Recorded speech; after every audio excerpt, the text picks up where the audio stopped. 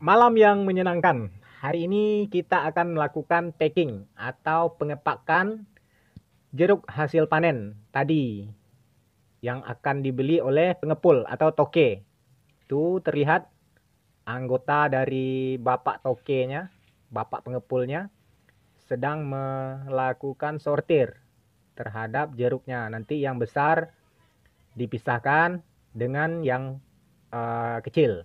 Maksudnya ada kelas-kelasnya, ada kelas A itu agak besar, nanti akan dijual dengan harga yang lebih mahal. Kalau yang agak kecil itu dijual dengan harga yang lebih murah. Lihat ini sedang dilakukan penyortiran ya. Untuk yang besar. Jeruk-jeruk yang besar dimasukkan ke dalam satu peti tertentu. Kemudian jeruk-jeruk yang kecil, yang agak-agak kecil, itu dimasukkan ke peti yang lain juga. Berbeda, dipisah nantinya. Nah, ini bapak tokenya yang berbaju apa warnanya ini? Baju army. Susah juga ini. Saya juga tidak begitu kenal dengan pewarnaan-pewarnaan yang agak berbeda dari warna-warna dasar ini. Selanjutnya, nah ini sortir dilakukan secara langsung oleh bapak pengepulnya atau bapak toke. Ada 2 orang anggotanya ini selain dari bapak toke. Tuh. Berdasarkan informasi dari bapak pengepul ini, nama bapaknya Ipin ya. Bapak Ipin. Berdasarkan informasi dari beliau, jeruk ini akan dibawa ke daerah Bengkulu. Lumayan jauh juga dari tempat kita ini yang berada di Provinsi Sumatera Barat. Terlihat bapak pengepulnya yang berambut cepak lagi asik memilih atau mensortir jeruk yang mau dimasukkan ke petinya. Itu yang sedang disortir oleh Bapak Ipin. Nama beliau ya. Nama bapak pengepul ini namanya Bapak Ipin. Itu untuk yang grade A atau kategori jeruk yang agak besar-besar buahnya.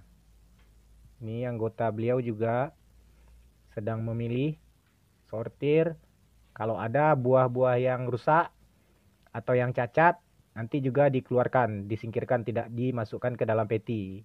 Dalam artian, buah yang cacat tidak dihitung dalam timbangan atau tidak bisa dibeli oleh bapak tokenya. Buah yang cacat ini bisa jadi rusak fisik kulitnya, itu bisa jadi karena ada gores-goresan, karena ada hama, atau karena busuk yang tak sengaja dimasukkan ke tempat kumpulan jeruk yang banyak ini, yang tidak sengaja oleh kita saat panen tadi. Nah, jadi itu yang akan disortir oleh para pengepul. Nah, ini terlihat masih asik memilih jeruk-jeruk yang akan dimasukkan ke dalam peti. Yap, itu yang bagian pojok sebelah kiri, yang pakai baju lengan pendek itu jeruk yang kecil-kecil yang disortirnya. Kalau yang bapak pengepul, bapak Ipin ini yang berambut cepak, jeruk yang besar-besar, yang grade A. Nah, terlihat dari atas seperti inilah kira-kira proses penjualan jeruk hasil panen.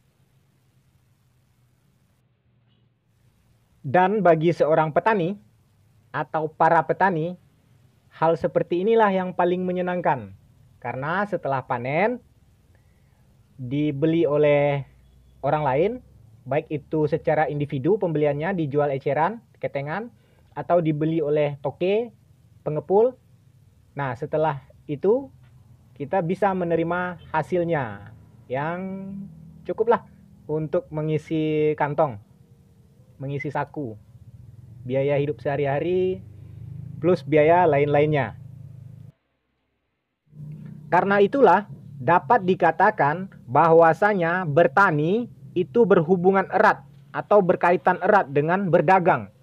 Karena setelah kita panen hasil dari tanaman yang kita budidayakan atau yang kita tanam, kemudian kita harus menjualnya.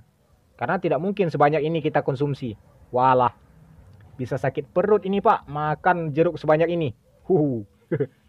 Nggak kuat aku. Nah, begitulah. Sekarang setelah ditimbang, tadi ada timbangannya, kemudian dinaikkan ke atas mobil. Mobilnya itu Mitsubishi L300. Ada kerangkengnya juga, kerangkengnya dari kayu ini sepertinya. Sudah malam tidak begitu jelas, apalagi HP dari kamera kentang. Kamera HP-nya ya HP kentang ginilah. Tapi cukuplah untuk berbagi informasi. Begini prosesnya. Setelah itu jeruk ini akan dibawa ke daerah Bengkulu. Di sana ada lagi gudangnya. Tidak langsung dibeli oleh konsumen atau orang yang akan memakannya langsung. Ada lagi gudangnya. Setelah masuk ke gudangnya, kemudian ada lagi penjual lain yang akan menjual ketengan, eceran. Berarti setelah kita petani dibeli oleh Bapak Ipin, kemudian ada gudang penampungnya di daerah Bengkulu, setelah itu dijual oleh orang eceran, kemudian baru dibeli oleh pembeli. Jadi rantai distribusi hasil pertanian ini, hasil jeruk kita ini cukup panjang juga.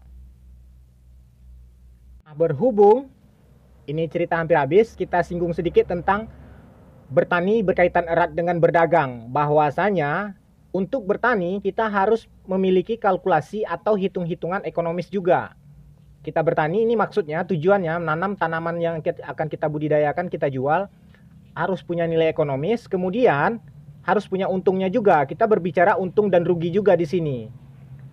Jangan sampai rugi, jangan sampai modal kita untuk bertani lebih besar daripada hasil panen yang kita jual. Begitu singkatnya. Baiklah, sampai di sini dulu cerita singkat kita. Terima kasih atas perhatiannya. Wassalam.